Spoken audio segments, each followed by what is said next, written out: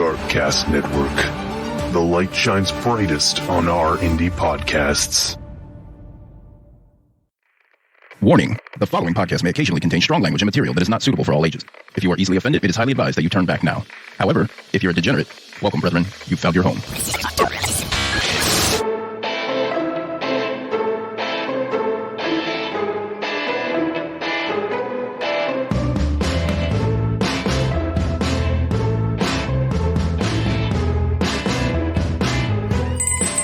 Welcome to the Crime Diner. We are a Jersey podcast, and on the menu is a variety of true crime, cults, mysteries, historical hilarities, and sometimes victim stories.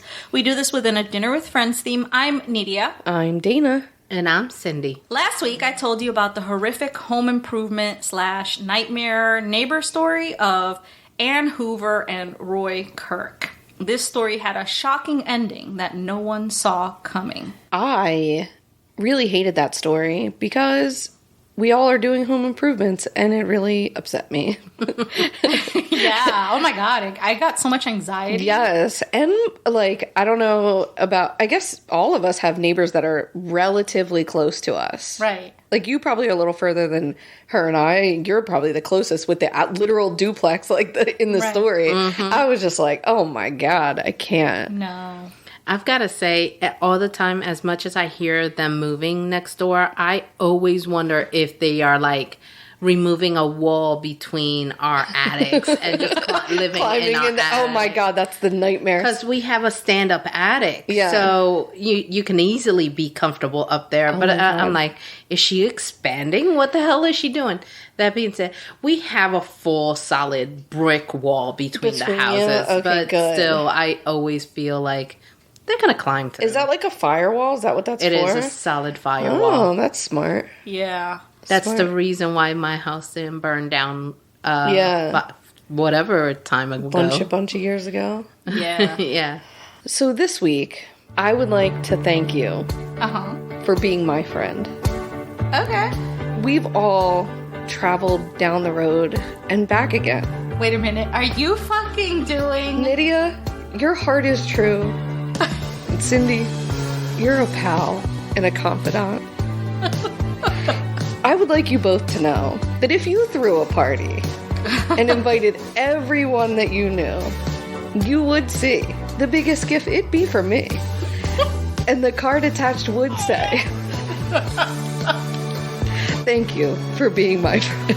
Are you doing the fucking Golden Girls? Yes, ma'am. Oh my God! Today I'd like to veer off a bit from crime. The only thing criminal about the Golden Girls is how much we all loved it. Oh my God. I used to run home from school to watch the Golden Girls. This was a bit more than I thought it was going to be. I was literally typing this episode as you guys walked in.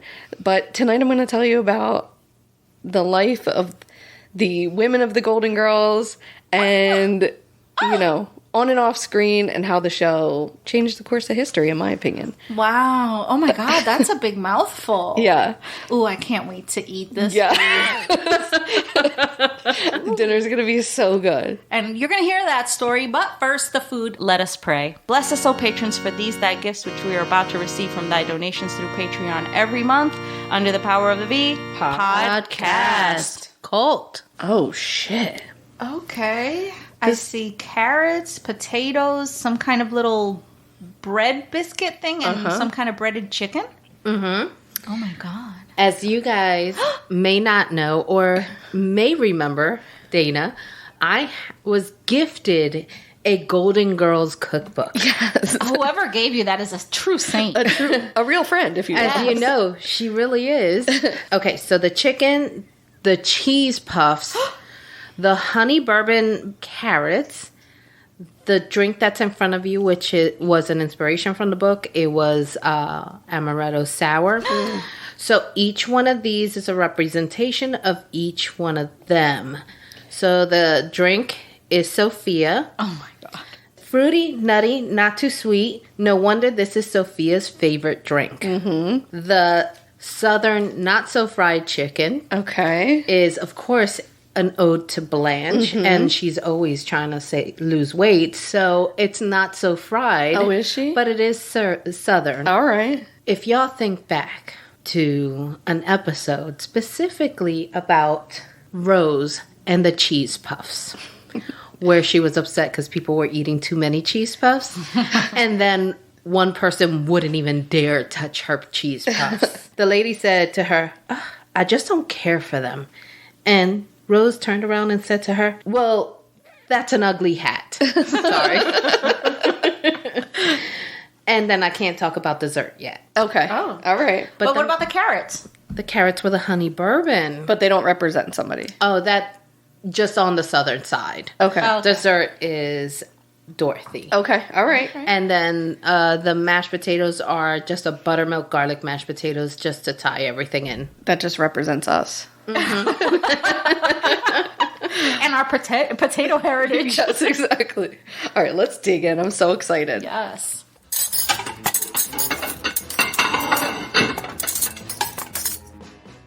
Was that a golden meal? The drinks. Let's start with the my God. drinks. We had whiskey sours. Amaretto Sours. Okay. All right, we had Amaretto Sours, which are just like the nectar of the gods. It literally tastes like nectar. Of the gods. You know what I'm learning through Cindy making us drinks? Two things. One, I don't drink enough.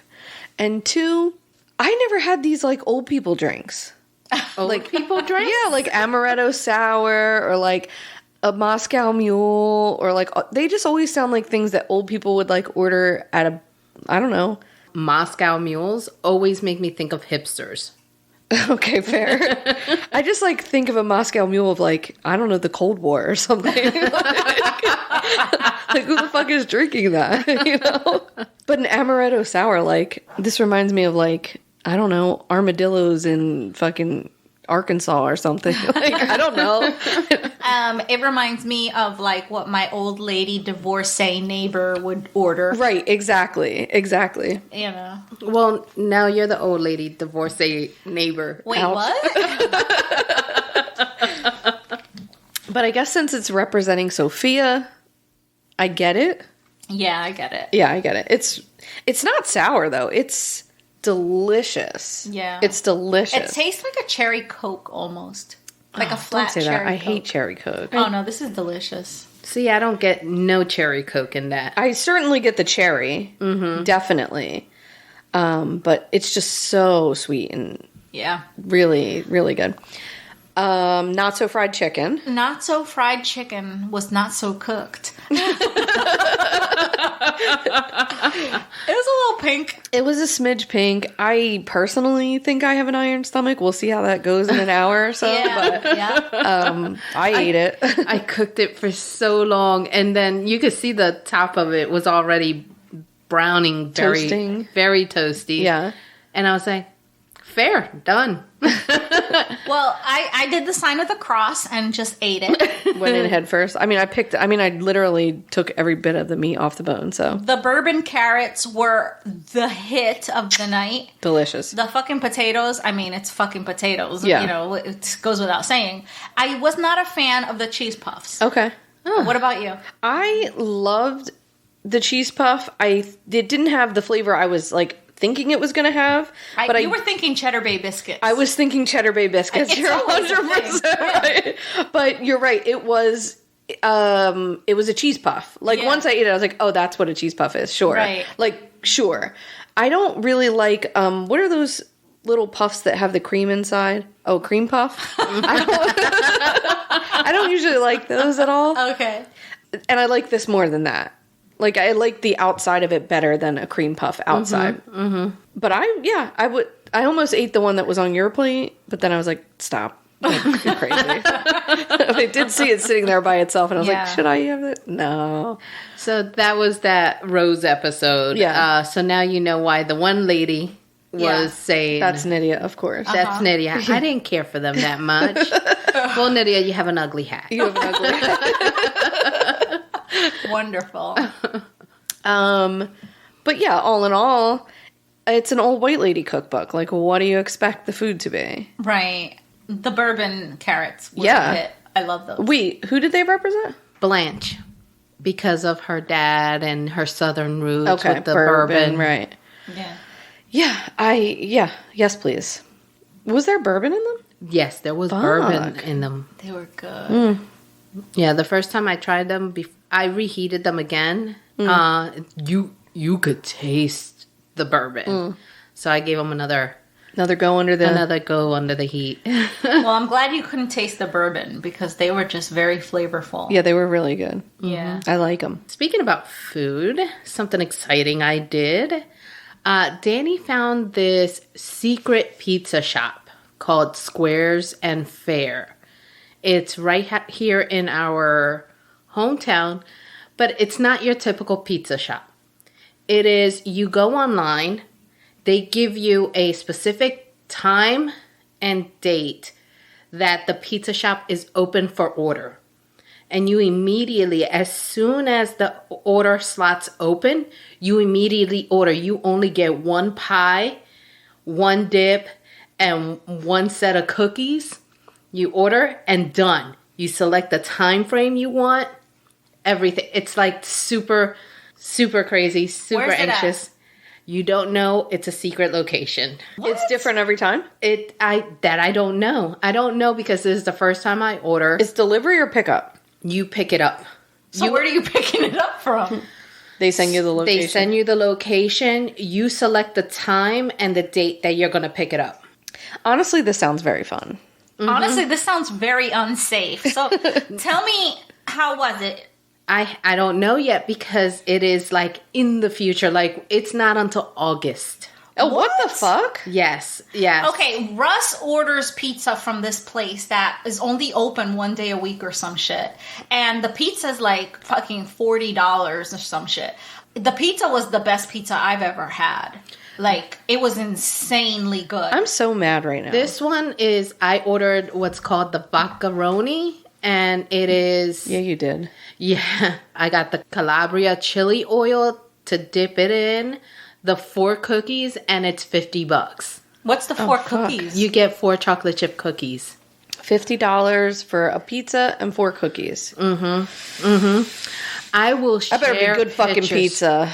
I will share pictures, but Danny had a friend that ordered from them the last time that they made an opening for the shop, the pop-up opening.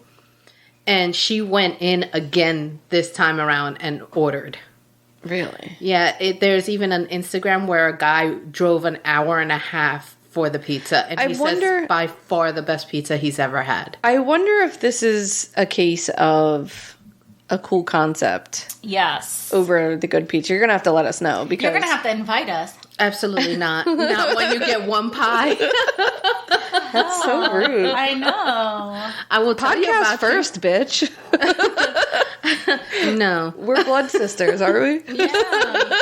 You're a very close second. Oh, wow. Oh, damn. Now I know where we stand. They say X, Y, and Z time. Yeah. I was in the middle of ordering this, and the time frame I selected was already gone. I had to go back in, select another time, and get it. That's so annoying. It was insane. I was talking about it with my therapist, and my therapist was, stop me in full mid-sentence. I was like, what was the name again? And immediately hunted it down. Wow. Wow, Yeah. that's crazy. Mm-hmm. Wow. That's a business plan. That is a business plan. It's a good one because they probably just make a shit ton of money for one day or whatever. Right. And then don't work again the rest of the month. Which honestly, But they do if they're booking the whole month. who's saying that? She's just saying your next date is this date. Yeah, but they're probably booked for the whole month. You know what Maybe. I'm saying? In I don't know. deliveries and stuff. I don't know. But they're making $50 a pizza Right. instead. Yeah, it's of, crazy. $10. They don't need. $20. They can work. They can do one day a week. Have one pop-up shop a week. That is true. Huh. Squares and fairs, huh? Oh, you know what? I saw a picture. Yeah, Wow. somebody shared that recently. That's weird. Do you guys watch Duncanville? I do. Oh my god, I love that freaking cartoon. It's an Amy Poehler cartoon. It is so fucking good. I never seen All it. right, and it just got canceled. I'm so fucking mad. That doesn't surprise me, but I did like the show, but that doesn't surprise me either. It's such a good show. So they're being shopped out. I was so disappointed. Anyway, I have a story for you. All right. Dying to hear it. All right, so, as a white people, your privilege card can get canceled or it can expire. Can be revoked? Not revoked. More like it can expire. You can forget it at home in your wallet. Well, yes. Okay, so the one way that your privilege card can become null and void is if you tan too much. If you tan to the point where you're, they have this like little scale, Yeah, the Peter Griffin scale. Yeah, the Peter Griffin scale, where if your skin is a certain color, you're more likely to get pulled over, right? Right. So the other day, my boyfriend's father was riding his bike, as he does every single day. And he, being an Italian man, is lightly charred. Okay. And his skin complexion could be considered African American. Okay. So he was pulled over, okay? On his bicycle. By the local PD. And so this was around 7:30 p.m. Why are you holding your face? This was around 7:30 p.m., all right? And so it's starting to get... It's like dusk around here, right. Not quite dark yet. Yeah, not quite dark yet, but it's starting to get there. All right, so he is driving through the Walgreens parking lot, and he gets pulled over by a cop who wants to question him, and he says, what's the problem? And the cops tell him that they're looking for a 40-year-old black male on a blue bicycle. And he's like, well, you obviously have the wrong person. And he's telling them, you're embarrassing yourselves. Because he's like, well, the cop's telling him, I need to see your ID. And he's like, first of all, I'm not black. My bike is red, and I'm 68 years old. And I have no ID because I just finished a 6-mile run at the park there in town. And he's like, and now I'm going home on my red bike. And the fucking cop called for backup because he still didn't believe that he was a white guy. Oh my God. Yeah, so he freaking... after, the backup came and everything, they were like, okay, you can go. But, are you serious? Also, how what? tan do you need to be? There's so many layers of things wrong in this story that, there's so many... The bike is red, sir. I'm telling you, and it does really just, hearken to, how much is wrong here. Oh, my God. You know what I think about? I think about the cop from The Simpsons. I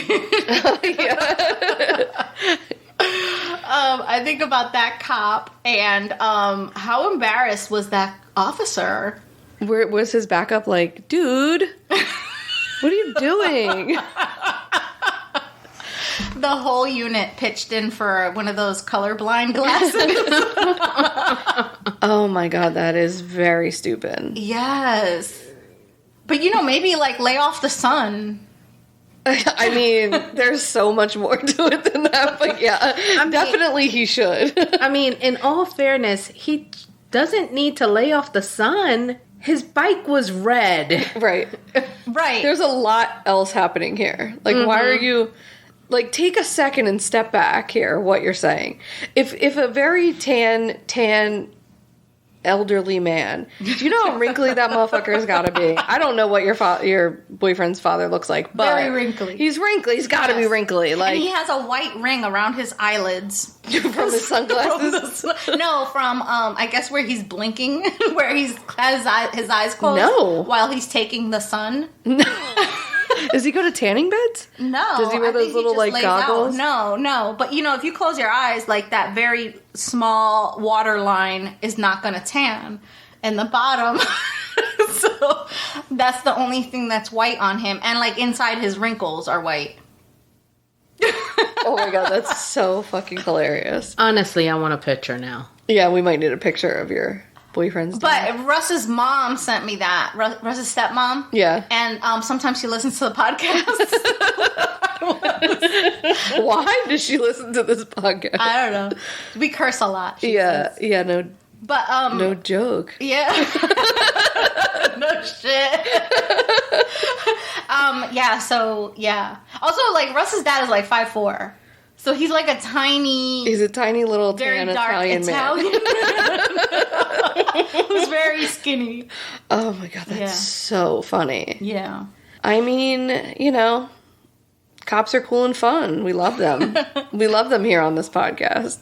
I mean, That's so fun. yeah. All right, let's have dessert. Yeah, man, because you know what it is? What? Take a guess. Is it cheesecake? It's gotta be.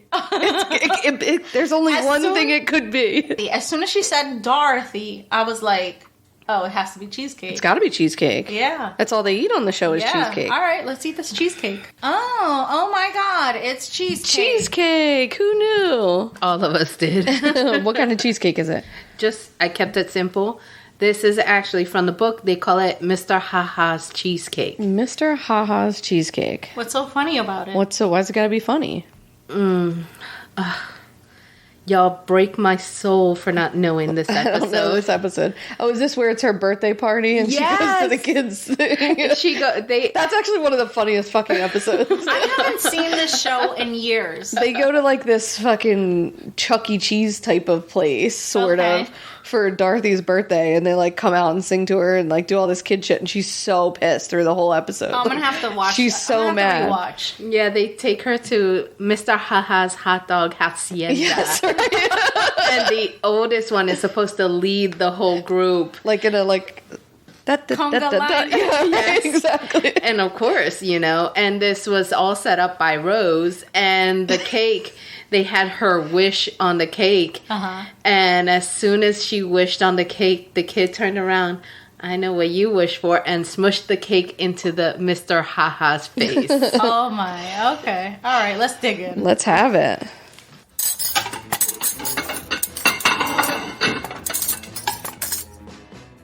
That cheesecake was so freaking sweet. It almost felt like there was a layer of like, what's that creme brulee? Where there's like a layer top of sugary goodness. Yeah. It was very sweet. I couldn't even eat the whole thing. But I love the little ramekins. They're very beautiful. Why does it represent Dorothy? Just, because of Haha's thing. It was called Right. Mr. Haha's Cheesecake. However, on the show, they didn't have cheesecake that day, but they eat cheesecake all the time. Every time. Yeah, that was like her thing. All of them. Yeah. If you were sad, cheesecake. If you were happy, cheesecake. Well, I ate that whole thing, and I'm proud of you. I have insulin. Yeah, now your resistance. sugar's a little high, right? Yeah, it's very high. I have insulin resistance, so I'm drinking an Amaretto Sours. That'll help. I'm eating a cheesecake. Disgusting. Well, I loved it. This was the most golden of meals. Yeah. I'm so thrilled by it. Would you like to hear a story? Absolutely. All right.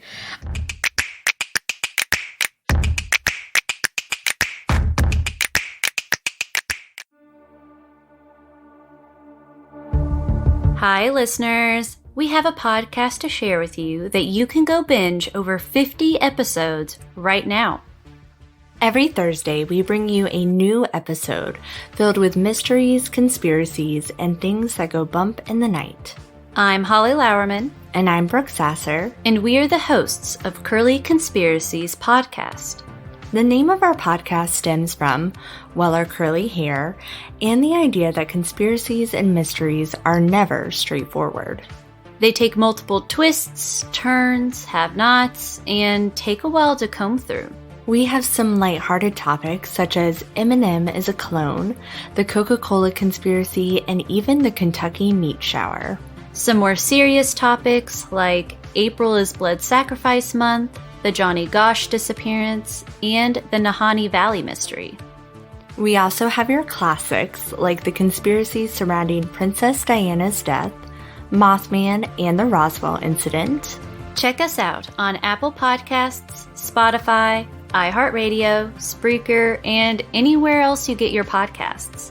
So, go get your tinfoil hats ready and check out Curly Conspiracies Podcast.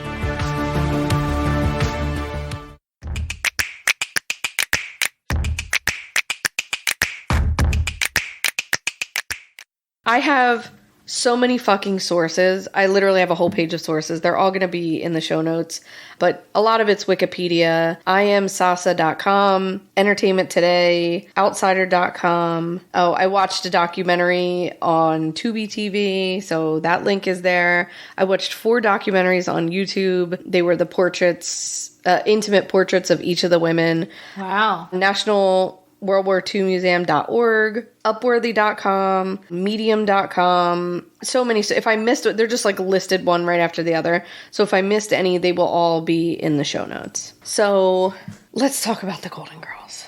So the Golden Girls was an American sitcom created by Susan Harris. She's written on many other shows that you might know, like so many, but I'll just name a few. The Partridge Family, Maude, All in the Family, Empty Nest. These are just some of the big ones that you might actually know. Okay. The Golden Girls aired on NBC from September 14th, 1985 to May 9th, 1992. 7 seasons consisted of a total of 180 half-hour episodes. The show was an ensemble cast starring Estelle Getty, Rue McClanahan, B. Arthur, and Betty White. The premise of the show revolves around 4 older single women, 3 who are widows, and 1 is a divorcee. And they were sharing a home in Miami, Florida, and all of the shenanigans that they get up to, right? I love that show It's so good, yeah. And so in researching this, I got to like see a million clips of the show, and just this was very fun, but a lot more like than I thought it would be, but it was still very fun. The owner of the house is a widow named Blanche Devereaux. She's played by Rue McClanahan, who is joined by fellow widow Rose Nyland, played by Betty White, divorcee Dorothy Zbornak, played by B. Arthur. The two respond to an ad that Blanche puts up in a supermarket bulletin in the first episode. Yeah. All of this happens a year before the show starts, so they've already been living together for a year. And in the pilot episode, they're joined by Dorothy's 80-year-old widowed mother, Sophia Petrillo, played by Estelle Getty. After the retirement home that she lives in, Shady Pines, burns down. Of course it's Shady Pines. Yeah. Did you know that the retirement home burned down and that's why she was living with them? Yeah. Yes. I did not realize that. If you watch the show, there's a whole other section where they talk about, they blame that she did it, that right? she did it. Turns out that she didn't, but spoiler alert, sorry. So tonight I'd like to talk to you about those 4 women on and off screen and how the show affected us all. So let's start with Estelle Getty, who played Sophia Petrillo. Estelle Shear was born in New York City, July 25th, 1923, to Charles and Sarah Shear, Jewish immigrants from Poland.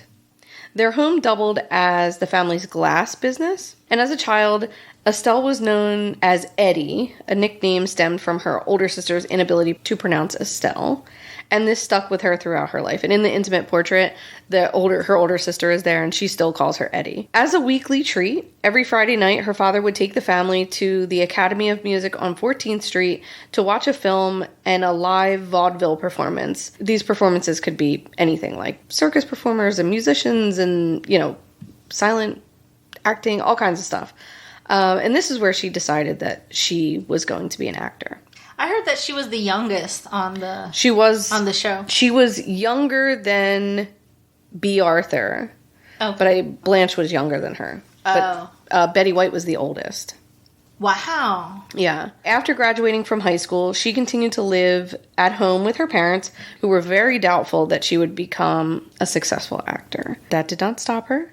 She got a job as a secretary so she could earn a living. And while she was working there, she was able to go on auditions in the afternoons and the evenings. So that's why she chose this job, because she was able to have a little flexibility. Wow. Estelle was introduced to Arthur Gettleman, whose last name she would later use as the basis for her stage name, at a party by her friends in New York City. The two married 9 months later on December 21st, 1947. They had 2 children together, Carl and Barry. And in the intimate portrait, which the links will be in the show notes, it's really cute because their kids talk and, you know, like their siblings and anybody still alive talks about them and they're still alive. So there's a lot of like interviews with them and such. They're good little videos to watch. Nice. They remained married until his death on September 24th, 2004 at the age of 85. Wow. So they were together for like 60-something years. For decades while working and parenting, community theater was her primary outlet to scratch that acting itch. She would come home from work, she would go on auditions during her lunch break, and when she would come home, she'd quick make dinner, and then lay pajamas out for the kids, and then her husband would put them to bed, because she would go, like, do shows after work, like, and I sort of pictured it as this, like, little community theater, like, you know, dinner and a show or whatever. Yeah. She was and they all were like this. They were all very dedicated to, like, the craft of acting. It reminds me of the Marvelous Miss Maisel. Yes, yeah, exactly. In the 70s, she was already in her 50s, and she formed a deep friendship with actor and playwright Harvey Fierstein. When he wrote the autobiographical show Torch Song, the trilogy, he cast her as the mother. The show would eventually make it to Broadway, and this is where she like really gets noticed. And he was talking on the Intimate Portrait about how he like really created this role for her and like for his mother as well. Right. And that she was just like so stunningly, like, I don't know, the play is about like homosexuality and like AIDS and things like this, and that like she doesn't even come into the show till the 3rd act, and it's so like he's like, you could rip my heart out and stomp on it on the ground and it wouldn't be like as effective as like her acting was in this play. Wow. So she gets noticed because of this, and this is what opens the door for her to audition for her role as Sophia Petrillo. But initially they thought she was too young to play Sophia, so she was actually, like I said, 15 months younger than B. Arthur, who would be playing her daughter. And not to be deterred, Estelle went and got herself a gray wig, old age makeup, old women clothes, and made sure that NBC knew that she was the one for Sophia. And she was perfect. She was perfect for Sophia. Not only did she get the role, but she was nominated for Best Supporting Actress for an Emmy for 7 consecutive seasons, and finally winning in 1988. Wow. But that win did not come easy for Estelle. Not only was the hair and makeup hours more than her co-stars every episode, but she had crippling anxiety about her performance. Rue McClanahan, who played Blanche, said that she had an awful time remembering her lines because she would freeze and panic. The day before taping, you could see a big difference in her. She'd be walking around like Pigpen under a black cloud. But by tape day, she was unreachable. Betty White, who played Rose, said, "You thought she's never going to be able to step on that stage. Yet, she's one of the reasons of the success of the show with young people. They just got such a kick out of little Estelle telling Big B off." Sophia was born in Sicily. She moved to New York after fleeing an arranged marriage in the show. She then married Salvador Sal Petrillo, who she had 3 children with, Dorothy, Gloria, and Phil, who later dies of a heart attack, her son does. Initially, Sophia was a resident of Shady Pines after she has a stroke, which is said to be the reason why she has no filter, because the stroke that she had is the reason why she talks so much shit all the time. Right. So after Shady Pines maybe has a fire or whatever, she moves in with Blanche, Rose, and Dorothy. Sophia strongly believed in ancient Sicilian customs and traditions, most notably the power of the Sicilian curse. She had a long list of people that she wanted to curse. Was it the Maloiki? Including but not limited to Shelley Long, the Baltimore Colts, the New York Jets, Giuseppe Magnicalova, the guy who stood her up at the altar when she was in Sicily, Leonard Barton, the next door neighbor who expressed like that he didn't like Italians in Miami. She threatened to cast a curse on Dorothy, but she realized that would cancel out a curse she already had on Stan Spornick.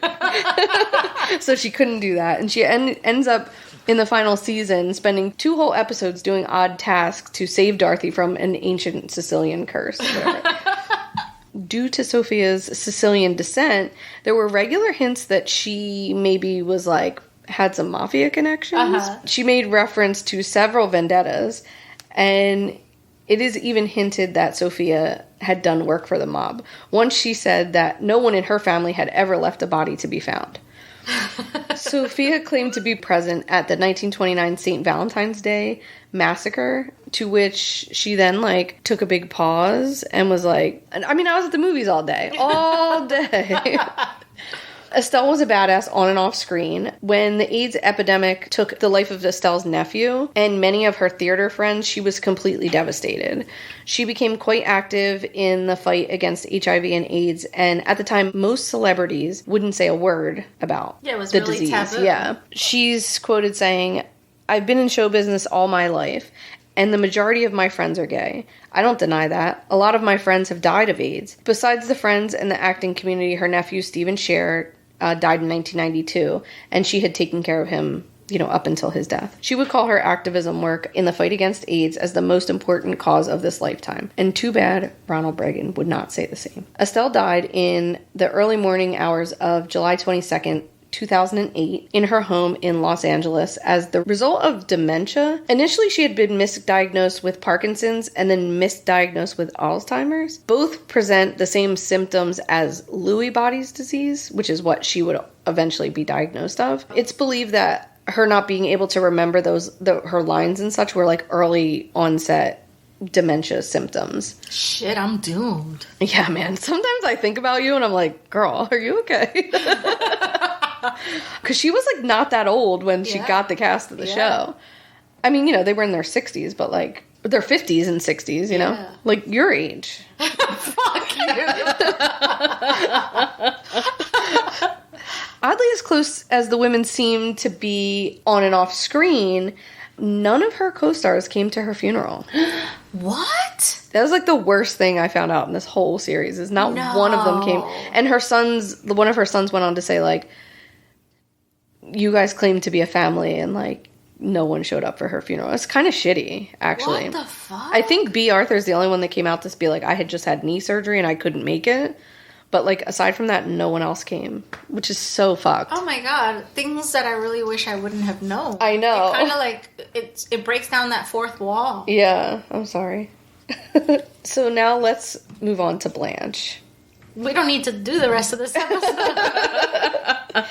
Eddie Rue McClanahan was born in Helden, Oklahoma, February 21st, 1934, to William and Deidre McClanahan. She was a beautician and he was a contractor. She was raised Methodist. She was of Irish and Choctaw ancestry.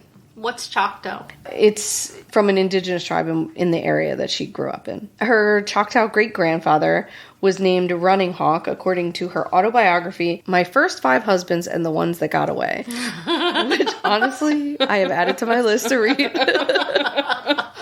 Wow. She grew up in Ardmore, Oklahoma, where she graduated from high school, and this is where she got her first, chance at acting in school plays. She won a gold medal in oration. Okay, like where Speaking she's like, words, yeah. Which I have never won a medal for. No, I don't think we ever will. No. Any of us. And she was in the National Honor Society. Rue went on to earn a Bachelor's of Arts degree. Okay. Cum laude at the University of Tulsa, where she majored in both German and theater. And she joined a sorority serving as vice president. In 1957, Rue began acting off-Broadway in New York City. She didn't make her Broadway debut until 1969, when she portrayed Sally Weber in the original production of Jimmy Shine with Dustin Hoffman as her leading co-star. Get out. Yeah. So she married a man named Tom Bish, and she, loved him. And she found out very quickly that she was pregnant, and her husband does not take the news well. Does not want to be a father at all. He's fucking pissed. So her son is born in 1959, and her husband leaves her the same day. What? Yeah. She would eventually take her son to live with her parents. So she's in New York. She leaves the last months of her pregnancy to goes back to Oklahoma because he's really upset that she's pregnant and whatever. She has the baby in Oklahoma. She ends up staying there for a while. And, she gets married to another guy, but she just really wants to act. So she wants to go back to New York City. And so she brings her son back with her to New York City. and realizes pretty quick, like, she's working, but she's not making enough money, and she's on unemployment, and she's all these things.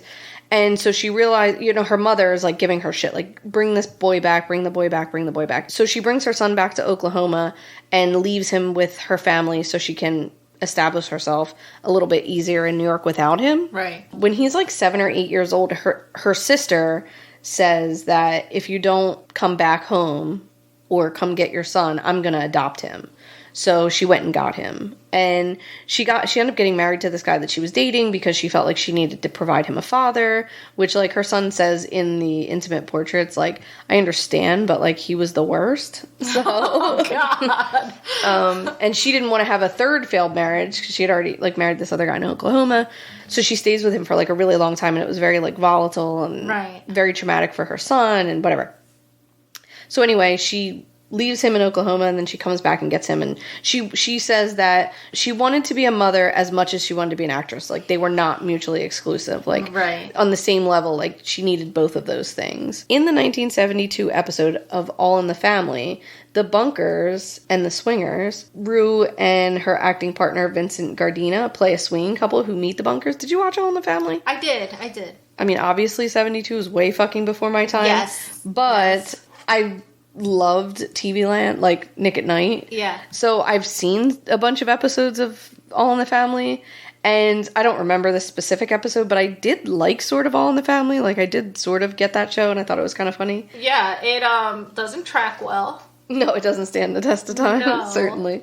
But so anyway, the Bunkers meet Rue and her co-host and her co-star, and they're swingers. And, like, the image of the thing is, Archie Bunker dancing with her, and I don't know what Edith. Yes, Edith is dancing with the husband, and, like, you can see that everybody's, like, very confused as to what's happening here. It looks like a funny, cute episode. This is where Rue first works with actress Bea Arthur on the sitcom Maude. So we'll get into Maude, but Maude is a spin-off of All in the Family. So this is where they meet each other, but we'll get into that in a little bit. Rue plays Maude's best friend, Vivian. After that, she got the role on Mama's Family, which is a show I fucking deeply loved. Oh my God, yes. That was my show. I fucking loved Mama's Family. Oh my God, so good. And, like, that show reminds me of, like, staying home sick from school. Like, I don't know when it was on, when it originally aired, but when I was a little kid and you would stay home sick from school, that shit was, like, playing in the middle of the day. Like, after, like, The Price is Right or something. Yeah. I fucking love that show. And I was, like, the kid that steady, like, stuck my thermometer up to the light to, like, try to stay home sick. So she gets the role on Mama's Family. She portrays Mama's uptight spinster sister, Fran Crowley. And she's a journalist for the local paper. Anyway, this is where she would meet future Golden Girl Betty White, because she's on that show. So they all just, like, met off of different shows. They sort of start intermingling here in the 70s. Right. On all of these shows, yeah. But she's best known for her role as Blanche Devereaux. She's a man-crazed Southern belle who owned the house where the women live, like I said. Blanche is a widow. She's got a couple of kids, but she's, never really understood, because she seemed so well off, like, why she would need roommates. But I guess, that was the point of the show, was that, like, money was precarious after these situations. And from what I understood, she just didn't like being alone because, makes sense. It wasn't safe or whatever. Okay. I don't know. I what do you think, Cindy? Because you saw the show recently. I watched it so many times over and over. I've got to say, I'm not sure, because they even had another roommate even before. She had a chef.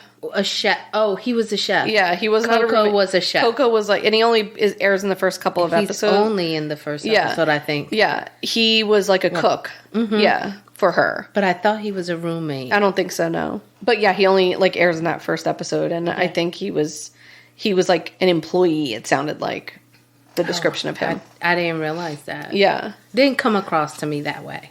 I mean, I don't, like, the only thing I remember about the first episode was that they, like, plucked the numbers off the thing. Like, I don't remember, like, actually watching, like, how they got became roommates, like the flashback of how they became roommates. So I'm not going to run down her IMDb, but I do want to tell you a few things that she played in after that I thought you might get a kick out of. After the Golden Girls? Yeah.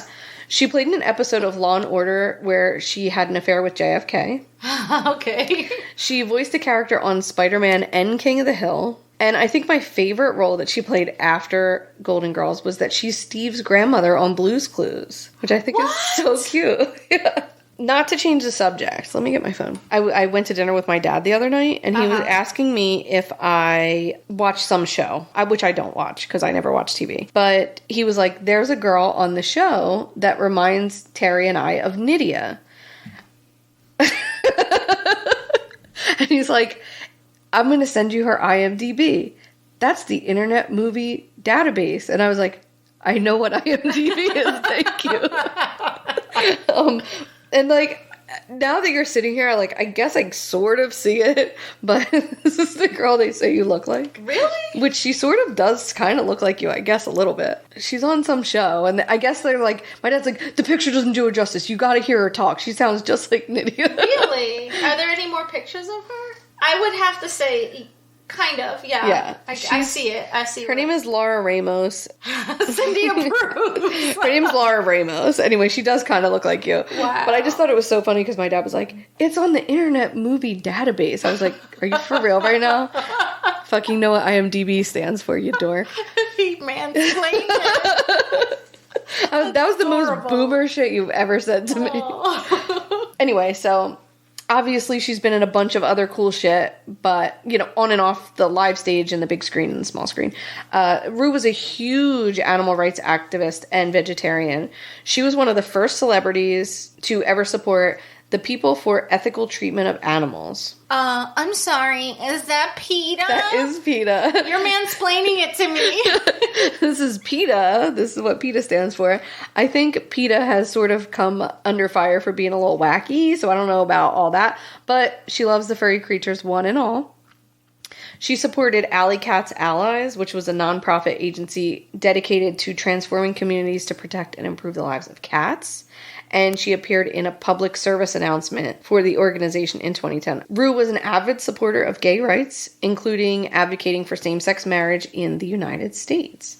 In January 2009, she appeared in a star-studded, I don't know, fucking show or something. Gala? Sort of, called Defying Inequality, the Broadway concert. It was a celebrity benefit for equal rights. But was she for gay cat marriage? I think so, yeah. She liked the gay cats. She loved them, actually. Good.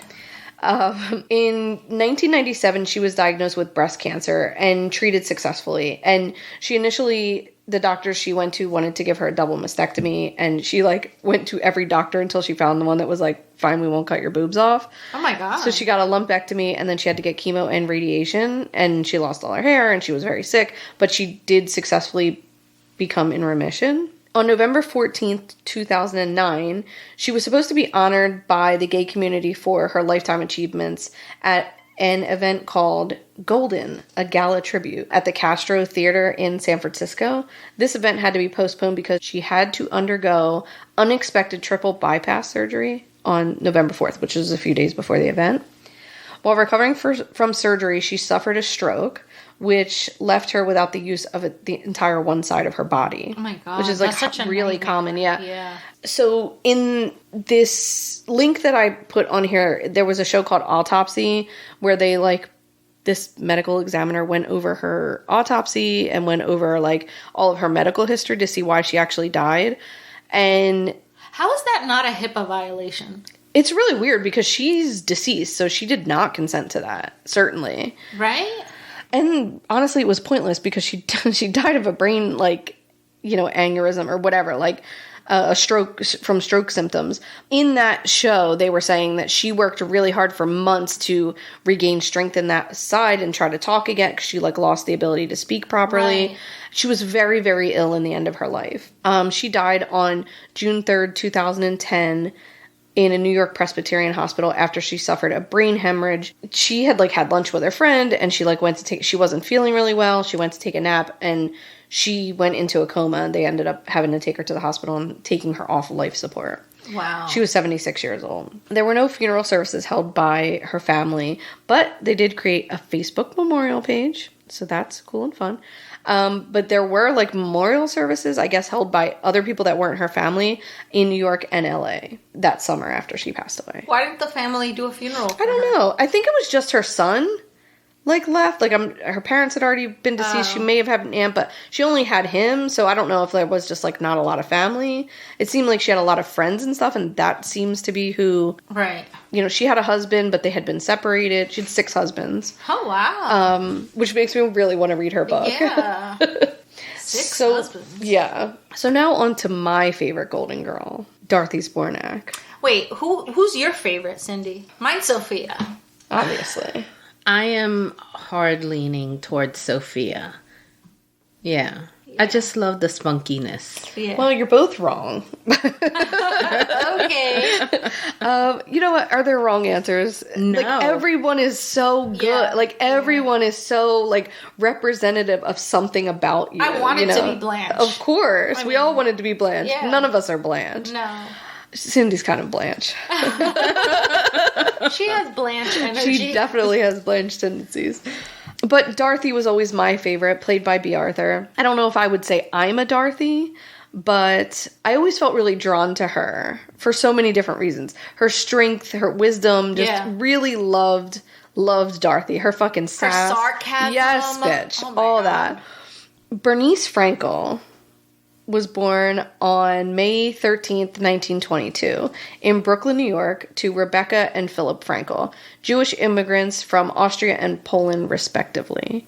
In 1933, the Frankel family moved to Cambridge, Maryland, where her parents operated a woman's clothing shop.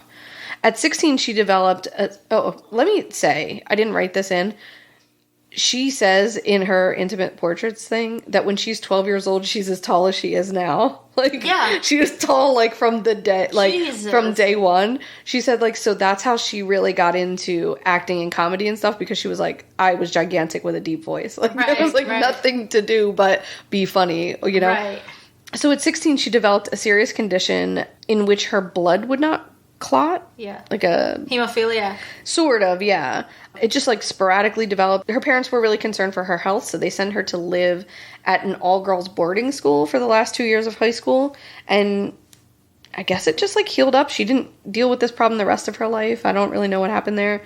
After high school, she studied at Blackstone College for Girls in Blackstone, Virginia. During World War II, the Marines were the last branch of the armed service to allow women to join. 5 days after they opened enlistment, B. Arthur signed up, making her one of the first members of the United States Marine Corps for Women in 1943. Why would she want to? Well, I mean, they all were doing that. I mean, everybody was doing that shit. Okay. Betty White joins the service too. Like, I mean, everybody did that shit back then. Like, they were very, like, especially after the Pearl Harbor thing. Yeah. People were really like, we gotta fight for our country. we're like, America's so great. Like, oh my God, yeah. we're under attack. You know, Yeah. that's probably like the last time that ever happened. But Yeah. After basic training, she served as a typist at Marine headquarters in Washington, D.C., but that was not her jam. In 1943, the Marine Corps accepted her transfer request to Motor Transport School in North Carolina, where she worked as a truck driver and dispatcher between 1944 and 1945, till the end of the war. She was honorably discharged at the rank of Staff Sergeant in September 1945. Her time in the military is where she would meet and marry her first husband, fellow Marine Robert Ann Arthur. He would later become a screenwriter and a television and film producer and director.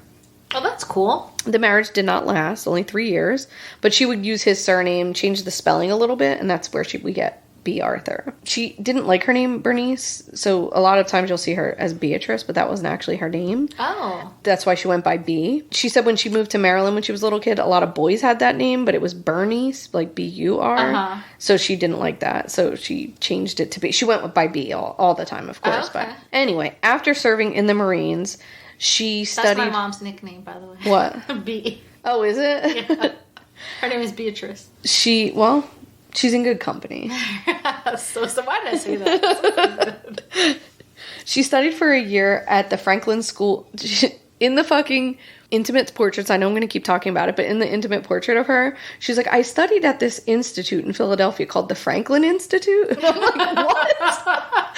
Anyway, she studied at Franklin School of Science. You have to explain why. Well, because the Franklin Institute is like a museum in Philly. Like, it's just like a giant... It just was so funny to me that she was like... It's like a giant museum dedicated to Ben Franklin's inventions. And like all kinds of stupid science things. But, I mean, not really. I love it there. It's so fun. But it's just... The way she said it was like, I studied at the Franklin Institute. I was like, what? She studied there to become a licensed medical technician. She fucking hated it. She was like, I don't want to like test pee. This is dumb. I don't want to. She like really hated it. So after interning at the hospital for a year, she decided that she wanted to enroll in drama school. Shortly after her divorce in 1950, she met director Gene Saks. They would go on to adopt 2 sons together, Matthew, who would become an actor, and Daniel, a set designer.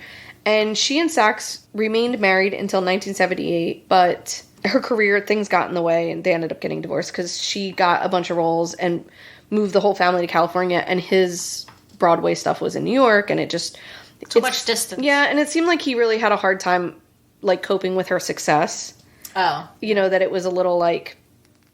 I don't know if belittling is the right word, but he was jealous. And he was emasculated. Yeah, I guess.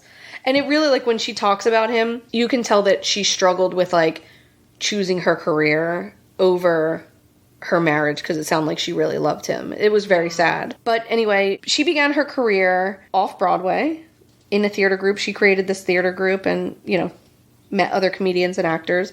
And in 1966, she auditioned for the role in the musical Maine, which her husband was the director, but Angela Lansbury won the role instead. Oh, shit. And she accepted the role as the best friend of Vera Charles and ended up killing it, winning a Tony Award for Best Featured Actress in a Musical. And Angela Lansbury won for Best Actress, too. Like, and Angela Lansbury's in the documentary, and she's like... We became best friends. Like, it just seemed really sweet. And but I think Bea really, like, was bummed that she didn't get that main role, you know? In 71, she was invited to guest star in All in the Family as Maude, the cousin of Edith Bunker, an outspoken liberal feminist. She was the first person to ever put Archie Bunker in his place. Oh, my God. Okay. So she is, like, a young version of... Dorothy Spornak, if you've never seen Maude, if you've never seen All in the Family. Yeah, I've seen Maude.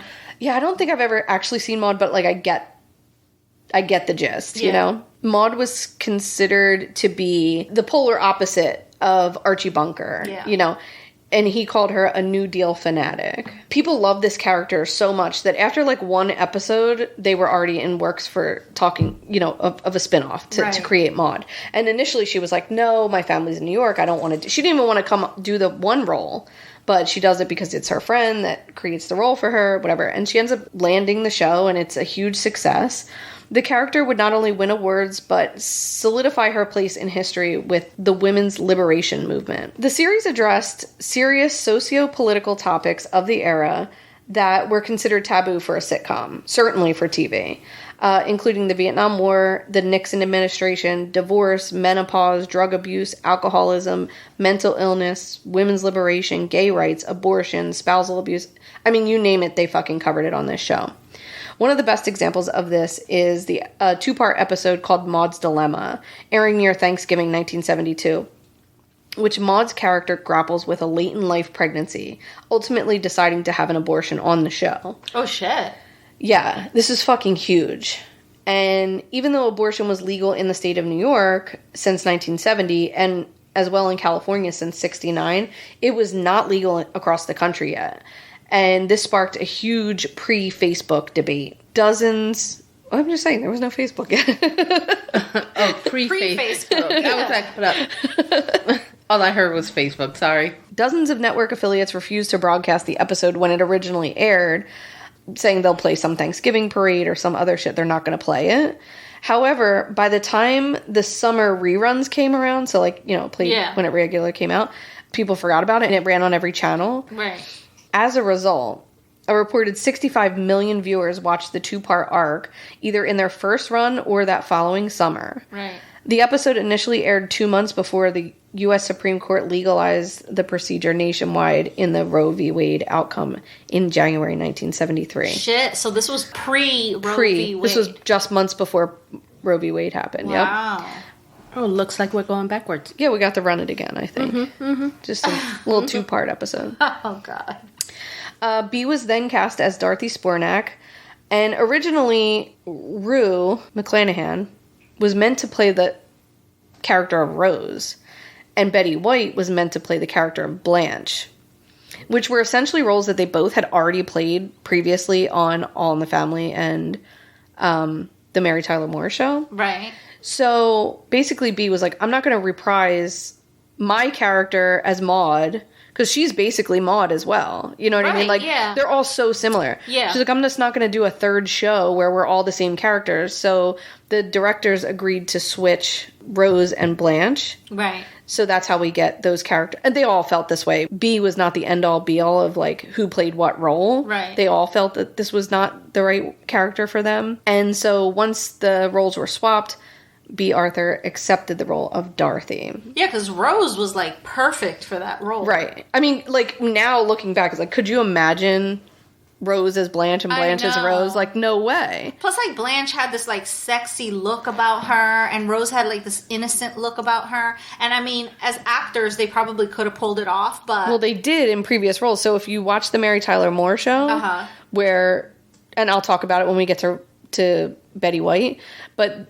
She plays a character on the Mary Tyler Moore Show that's like a sex crazed, like she fakes a homemaker, but like also, but secretly she's like a sex crazed like man whore or whatever. I don't know what you want to call her. The same thing with Rue McClanahan's character on Maude. Right. She played like a dopey southern, you know, dim-witted character. So it was like they can play these roles. They've been very successful in these roles, but we just don't want to like repeat that. Exactly. You know, and the way that Rue describes Betty White's character, she's like, when she had those like big doe eyes, it was like nothing was behind the you know, like, she was just had these like cartoon doe eyes, and she really did. Like when she would be Rose, you were just like, oh my god, like, are you okay? So Dorothy was a sarcastic, introspective, compassionate substitute teacher. She was a mother and a bitter divorcee to her ex-husband, Stanley. She was a retired teacher, right?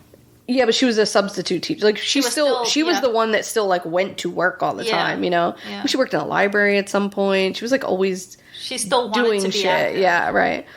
After the Golden Girls, she had one woman show that she went on tour with, but she had a few fun roles as a guest appearance on the cartoon Futurama in a fucking Emmy-winning episode. What the fuck? Yeah. The episode was called Amazon Woman in the Mood. She voices the feminist Femputer, who ruled a giant race of Amazonian women, which, I mean, obviously. Okay.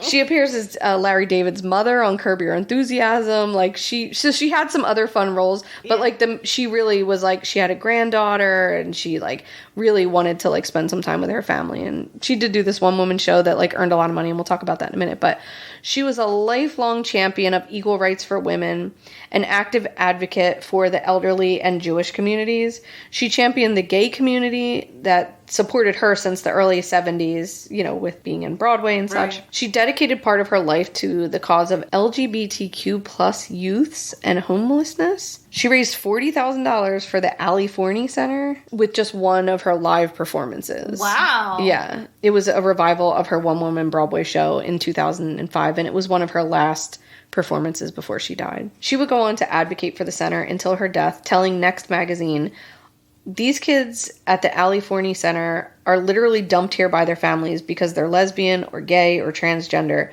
This organization is really saving lives." Was she gay? No, she was like in love with her husband, but she is a gay icon. Like she just is, you know. Yeah. Bea Arthur died of lung cancer in her home in Brentwood, Los Angeles, April 25th, 2009, at the age of 86. 3 days later, on April 28th, the Broadway community paid tribute to B. Arthur by dimming the lights of the marquees of the New York City Broadway Theater District in her memory for 1 minute at 8 p.m., which I guess is like a really big deal. After her death, the Ali Forney Center in New York City received a gift of $300,000 from her estate to help LGBT youth and homelessness. That's awesome. The Ali Forney Center and the Cooper Square Committee then received $3.3 million grant from New York City Council to renovate the building. It was renamed the B. Arthur Residence Building. Wow. That was in 2017. But lastly, let's discuss everyone's love. Oh my God. Their true, pure heart, Betty White. Oh. So Betty Marion White was born in Oak Park, Illinois, January 17th, 1922. She was the only child of Christine, a homemaker, and Horace Logan White, a light company executive from Michigan. She would go on to say that her name is Betty, not short for Elizabeth. She wants everyone to know. And the family moved. Wait, what was her name again? Her name is Betty. Her name was Betty? Yeah. Oh, okay. It wasn't Elizabeth, yeah. Oh, okay. All right, yeah. The family moved to California in 1923 when she was just a little over a year old, and later to, Los Angeles specifically during the Great Depression. So she grew up in LA. To make extra money, her father built crystal radios and sold them wherever he could. And since it was the height of Depression, that was nowhere. Most people who, couldn't afford a radio, so they would exchange for other products or sometimes even dogs. So she's a huge animal lover, and she gets this from her parents. Her parents are always bringing home dogs and shit, and they would ask her is it okay if we bring this dog home? Wow. So they were they seem like this really adorable, loving family that really loved her, Betty graduated from Beverly Hills High School in 1939. She initially aspired to have a career as a forest ranger. But she was not able to follow those dreams because we can't be having no women forest rangers. Oh, that's right. I forgot she was a woman. A woman. Yeah. Instead, she became interested in writing, and for her graduation, she had written a play and cast herself as the lead role. And it was this is where she gets her acting bug. But before her career would pop off, we had to deal with World War II. She volunteered for the American Women's Voluntary Service, and her assignment would include driving a truck with military supplies to the Hollywood Hills. Because that's what you think of. I know. War. Why would they be driving through the Hollywood Hills? What the fuck were they doing? She also participated in events for the troops, Oh. A little va-va-voom? Yeah. Yeah, okay. like that. Before they were deployed overseas or whatever. While volunteering with the American Women's Service, she met her first husband, Dick Barker, United States... I don't like that name. What's wrong with Dick Barker? Why? Why do you hate Dick Barker? He was a United States Army Air Force pilot. Oh, that's kind of sexy. Yeah, well, he wanted her to settle down, be barefoot and pregnant. Oh. And Betty was like, nah. Simply no. Nah, not for me, friend. So she knew that she wanted to have a career. She knew she would not be able to give children the time that she felt they would have deserved. So she chose to be childless at a time that was not the norm. Yeah. Yeah. And he was none too pleased, and they divorced a year later. After the war, she went around to studios to see if she could get some acting work. And despite the fact that she was freaking gorgeous, have you seen? Yeah, she was My God. freaking gorgeous. And she'd already done some paid modeling work. The studios were like, you're not really photogenic. What? So she couldn't get a job. So basically, you're ugly. Yeah, which this bitch, my God. I know. So like the rest of us with faces for only radio, she got, Or podcasting. she got into the radio business. And she took gigs reading commercials, making sound effects, doing small bits on bigger shows. I mean, she fucking put in the work. She would even take non-paying gigs just to get her name out there, you know? Right. She hustled. She was then offered a radio show called The Betty White Show in 1949. She began to appear as a co-host with Al Jarvis on his daily live television show called Hollywood on Television. And this was this bitch was on TV before people had TVs in their homes. almost no one had TVs in their homes in 1949. Like, she's been on TV since the beginning. It's crazy. It's so crazy. Since the first radio signal. For real. Like, just since the beginning. Yeah.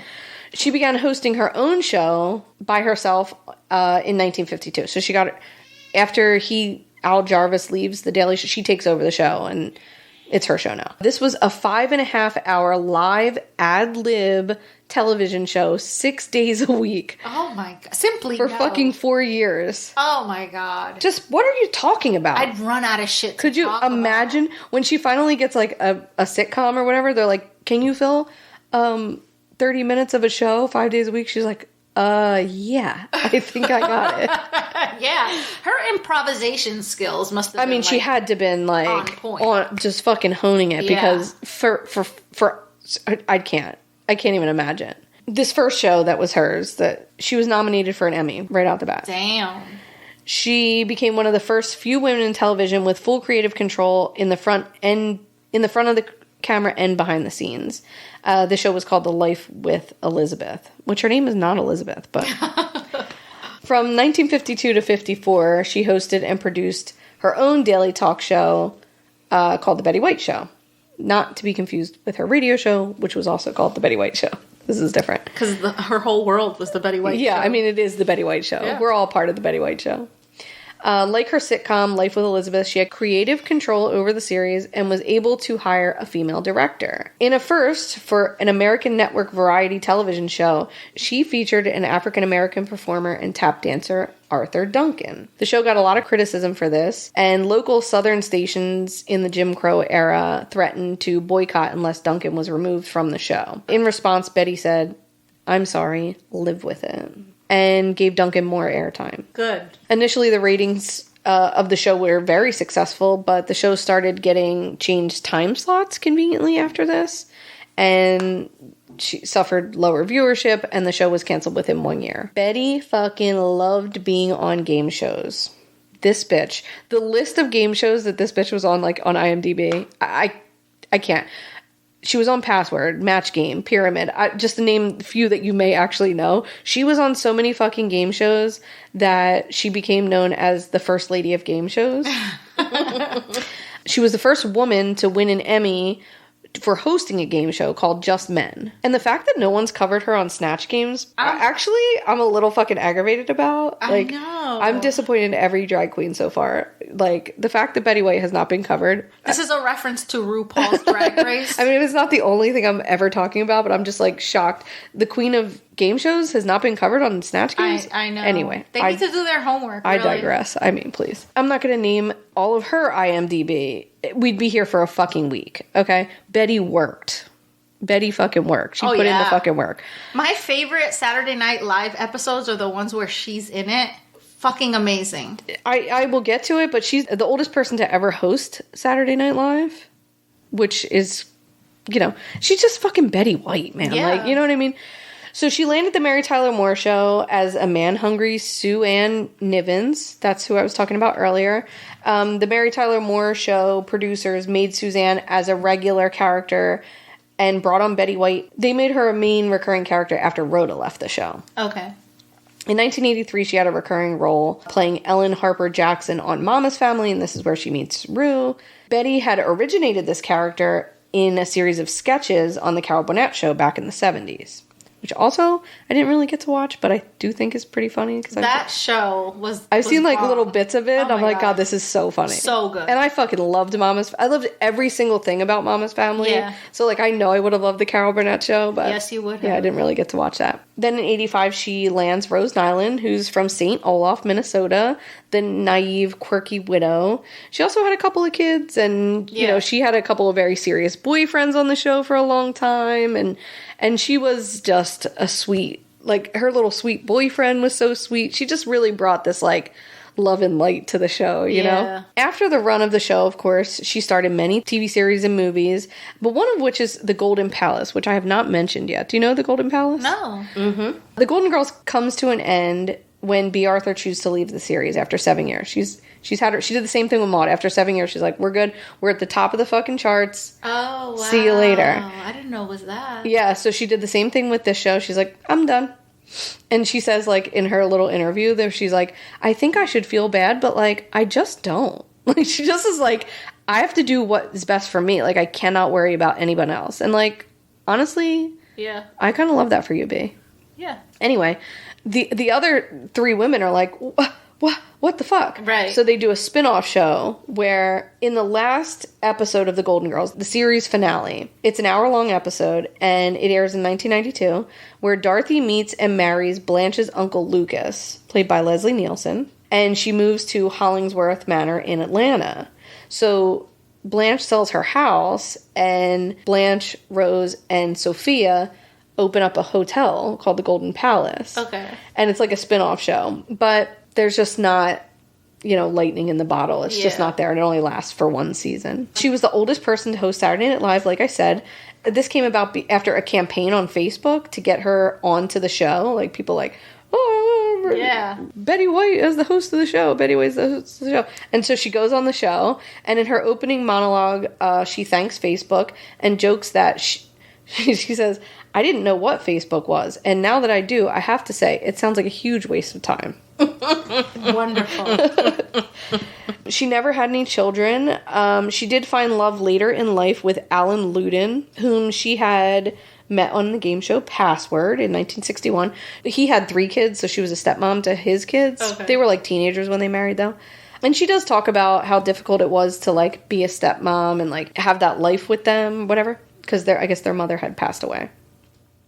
He proposed to Betty twice before she accepted. She kept being like, no, I've already had too many. She had already had 2 failed marriages. He was like, I'm going to wear this ring around my neck and you're going to eventually marry me. And she would, like, every time they would go swimming, he would be wearing the ring. And, like, so she does eventually say yes. And they're married for 18 years before Alan dies of stomach cancer in 1981. Betty never remarried. And when she was asked why on an interview with Larry King, she said, once you've had the best, who needs the rest? Oh, Just so sweet. And when asked by James Lipton on Inside the Actor's Studio, which also I love that show. I used to watch that show so much. Should heaven exist, what would she like God to say when she walks through the pearly white gates? And Betty replied, come on in, Betty. Here's Alan. oh. She loves him. So, Betty was a huge animal welfare advocate who worked with organizations including the Los Angeles Zoo Commission, the Morris Animal Foundation, the African Wildlife Foundation. She was part with PETA. Her, Rue, and B all were like huge proponents of PETA. She served on the Association of the Zoo Commissioners for 8 years and donated nearly $100,000 to the zoo in 1 month in April of 2008. She was always giving them money. Wow. She was a supporter and advocate of LGBT rights. She's quoted saying, if a couple has been together all that time and they are in a gay relationship that are more solid than some heterosexual ones, I think it's fine if they want to get married. I don't know why people can get so anti-something. Mind your own business, take care of your own affairs, and don't worry about other people so much. And as we all know, on the morning of December 31st, 2001, Betty White died in her sleep at her home in Brentwood, Los Angeles, from a stroke she had on Christmas Day. She was days shy of her 100th birthday. The show attracted more than 25 million viewers, becoming the highest rated program of the week, consistently ranked in the top 10. It was never out of the top 10 for the first 6 years it was running, and it only ran for 7 years. It was stayed in top 10 the whole time. Over the course of 7 seasons, the show racked up 68 Emmy nominations, 11 wins, is one of only 4 shows in history that all 4 main characters won Emmys for their roles. In an interview with Out Magazine, the show creator Susan Harris explained, we like to tackle not outrageous issues, but important issues. Things that we knew people went through that hadn't been addressed on television. The very premise of the Golden Girls was 4 women navigating their life after marriage, finding companionship in one another, and that in and of itself is like a beautiful feminist work of art. And it's so funny that it resonated with so many young Still, kids. it still does. And it's like, why though? These are issues that are like for older women. You know what's so funny too? Not only are we meant to care so much about youth, care so much about beauty, the show is older women. Yeah. That are still finding ways to be sexy, still finding ways to be, youthful, still finding ways to live their life, Right. And I don't know why but I'm telling you, like, when Betty White died, like, my son, like, called me on the phone, was like, oh my God, I don't know why young people still really resonate it. They embody what relationships are like. They joke and fight and love each other. But the message of the show still remains, highlighting the importance of chosen family and women supporting other women. The show emphasizes that just because we get older or get divorced, we can still love our lives, find hobbies, change careers, and unapologetically enjoy sex. And I think that when you have a show that shows elderly people in that light, it kind of grabs an audience, because they did another show, Frankie and Grace, and man, Everyone loves that show. Loves that Everyone loves that show. And it's old, They're old women. Those Jane Fonda and what's her name? They're in their 70s. Yes, and it's older a show. Jesus Christ. It's a show about elderly people navigating the elderly world. Yeah, and people love that fucking show. And the thing is, I know it's talking about older women. The characters are older women, but the topics, so many of the topics related to anyone. So, right. and the changing of times and the acceptance of anyone. Right. And the fact that Dorothy's brother dressed as a woman most of the time, or the fact that they accepted all types of people in their group, in their friend group, and acceptance was such a big thing. That's an interesting point, because the show covers topics like homosexuality, AIDS, HIV, race, domestic violence, disability, poverty, immigration, and like, to your point, it is interesting to have those things be honored or respected or analyzed or challenged by a matriarchal type woman. To have your grandmother talking about her brother being a crossdresser, that's what they called him at the time, or Blanche's brother comes out as gay, or Dorothy's son marries a woman of color, or Dorothy's friend comes and she's a lesbian who lost her partner and falls in love with Rose. I was about to say. And Blanche is all jealous that it's not her, and like, it's just like, those things are like, you're finding ways to make light of very, very serious things that like no one was talking about in the 80s. Right. No one was talking about a lesbian partner who died, and they lived together for all of these years. Like, I mean, it happened. It was happening in society, but nobody was talking about that. But you know what? I think the secret ingredient to bringing those types of topics into the mass market is to wrap it up in a comedic package. Absolutely. Because a lot of the TV shows that were having these discussions presented it in such a way, like, let's laugh about this very serious issue, but still present it to you so that it's a talking point or whatever. I just remember, sitcoms having all of those things. It needed to be like a serious topic disguised as a funny episode. Yeah, I mean, you can even hear the like dramatic music in the background of like the dun dun dun, dun, dun, dun, dun, like the orchestra playing or whatever, because you're like, oh, it was like an after school special or something. Every show, Family Matters or Full House or whatever, they would tackle like, Stephanie Tanner smoked a cigarette after after school with her super hot friend, But I don't think any shows, I mean, all of those were like, 90s or what. None of them were doing it like this one was doing it, And you're right, from like the perspective of like older women, it's not. The fact is, older women and women of a certain age at that time frame that you would assume would have a different point of view and a more because they were white, a different type of mentality that wouldn't agree and wouldn't accept this,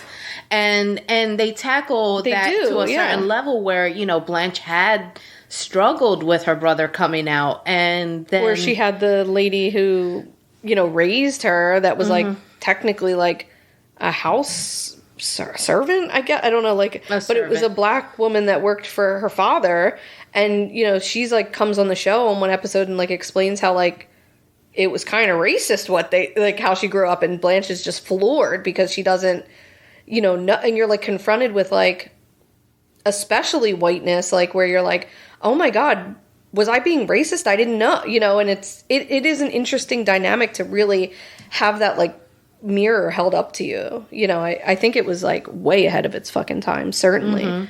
And people loved it. It wasn't like it was ahead of its time and, you know, people hated it or they were... It was number one for 6 years. You know, it was in the top 10 for years, the whole time it was running. They were doing it right. They were tackling these topics. They were doing it right. And the show was like, in my opinion, like a cultural touchstone of really, like American culture and I don't know. And here's the thing that, you know, there are so many shows that even just came out within the early 2000s, late 90s that don't carry over well. And because the show was in the 80s, while there's some terms that we probably wouldn't use today, it still carries itself well. It holds up. It holds not up perfectly. Not perfectly, not perfectly, because of course, you know, nothing's going to be perfect. There's going to be things that but you can't hold that to today's standards. Right, sure. But even that still holds pretty good, well. And in the end, it still was way ahead of the time and pushed those issues and did them well, like you said. Yeah. I fucking love the Golden Girls. Yeah. I know this wasn't really like a crime and it was kind of like off what we normally do, but I've been wanting to talk about the actresses. This was a historical hilarity. This was a historical hilarity. But I think, you know, I'm not even sure I've conveyed like how much activism these women did off the screen, you know, aside from on the screen, which they didn't write on the show. You know, they were just actresses. But I think they were pretty sick, and I love this show. And if you have not watched the Betty White Saturday Night Live, it's a must watch. It's a must watch. She does like the holiday episode, and she talks about her muffin. Her muffin not being dry. Oh my god. Right. It was so fucking hilarious. Oh my god, that's so funny. Yeah. So that's it for us. Yeah. We'll see you next week, but in the meantime, subscribe so you don't miss out. Cindy, there's merch, right? Absolutely. I just put up a new pair of Fuck All the Way Off leggings. I love that. I saw it. I just thought they looked awesome. Yep. You're going to get a pair? I might need to get a pair of those. Well, so there's that merch. Not safe for work. No, not safe for work. You can support us through Buy Me a Coffee, Patreon, but the best way to support us is through write a review on iTunes and share with somebody you love. Yeah. Because you really have to love them to share this. Yeah. Or you can connect with us anywhere that social media exists, except for Parler. Check you out next week. And remember, do not get taken to that second location. Be good or be good at hiding a body. Cheers. Cheers. Are you okay? Jesus Christ. Fucking loud. You're disgusting and I hate you both.